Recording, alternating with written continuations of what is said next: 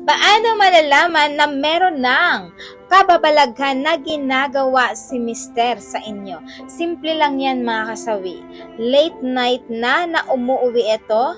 Kung dati alas 7 umuwi, alas 8 ng gabi, pero kapag once na meron na siyang kababalaghan or babae na talagang kinakalantari, alam nyo ba, late na itong umuwi. Kasi dahil nagde-date pa sila, nagna-night out pa sila, at syempre, alam mo yung tipo na ayaw nila pang mawalay sa isa't isa mga kasawi. Kaya kapag once na nararamdaman nyo na ganito yung ginagawa ng mister ninyo, aba naman, kumprontahin nyo na, sabihin nyo na sa kanila kung bakit ganito sila na umuwi. Huwag kang papayag na bakit lagi siyang OT, bakit ganito yung mga ginagawa niya, kung dati hindi niya ito ginagawa.